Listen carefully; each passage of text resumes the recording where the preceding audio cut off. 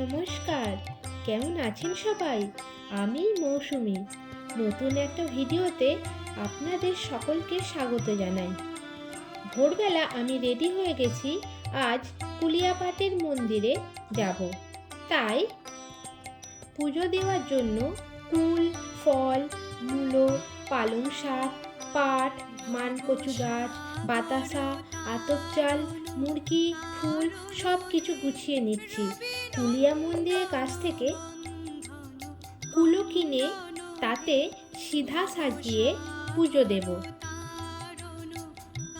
আজ বৃহস্পতিবার 26শে ডিসেম্বর, কৃষ্ণা একাদশী তিথি। ভোর 4:30টার সময় বেরিয়ে পড়লাম। বাসে করে সলব থেকে ব্যারাকপুর গেলাম।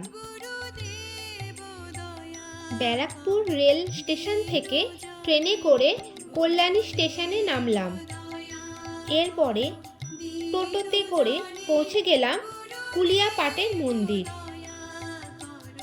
প্রথমেই একটা কুলো কিনে নিলাম। কল্যাণী রেল স্টেশন থেকে প্রায় 2.5 কিলোমিটার দূরে অবস্থিত কুলিয়াপাট তীর্থস্থান। এখানে দেবানন্দ গোস্বামী ও চাপাল গোপালের সমাধি মন্দিরও আছে। পৌষ মাসের কৃষ্ণা একাদশী তিথিতে শ্রী চৈতন্যদেব এই গ্রামের বৈষ্ণব নিন্দুক পণ্ডিত দেবানন্দের অপরাধ ভঞ্জন করেন, তাই একে অপরাধ ভঞ্জনের পাটও বলা হয়। কথিত আছে, একদিন শ্রী চৈতন্যদেবের পার্শ্বচর শ্রীবাস পণ্ডিত ভাগবতের ব্যাখ্যা শুনতে শুনতে প্রেমাবিষ্ট হলে দেবানন্দ মারতে মারতে বাড়ির বাইরে বার করে দেন। এই অপরাধে দেবানন্দর কুষ্ঠ ব্যাধি রোগগ্রস্ত হয়।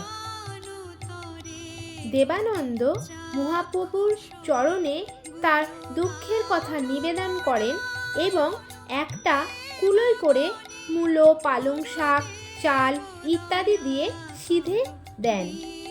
মহাপ্রভু দেবানন্দকে যমুনায় স্নান করে আসতে বলেন। যমুনার জলে ডুব দেওয়া মাত্র দেবানন্দের কুষ্ঠব্যাধি নির্মূল হয়। ওই সিধা রান্না করে মহাপ্রভু একাদশীর উপবাস ভঙ্গ করেন। পৌষ মাসের কৃষ্ণা একাদশীতে দেবানন্দের অপরাধ ভঞ্জন হয়েছিল বলে সেই থেকে ওই তিথিতে অপরাধ ভঞ্জনের মেলা বসে। তাই একে কুলিয়াপাট অপরাধ ভঞ্জন উৎসব বলা হয়। আবার শোনা যায়, চাপাল গোপাল বহু অপরাধ করার ফলে অপরাধী চাপাল গোপালের কুষ্ঠব্যাধি হয়।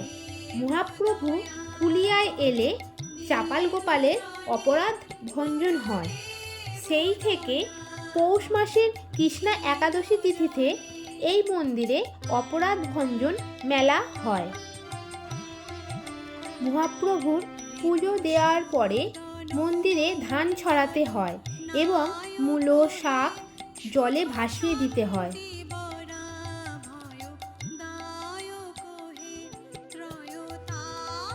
আমাদের পুজো দেওয়া হয়ে গেছে। এরপরে আমরা একটু খাওয়া দাওয়া করে নিলাম। তাহলে ভিডিওটা এখানেই শেষ করছি। দেখা হবে নতুন একটা ভিডিওতে। ভিডিওটা ভালো লাগলে লাইক, কমেন্ট করবেন। ভালো থাকবেন, সুস্থ থাকবেন, সকলকে ভালো রাখবেন। নমস্কার।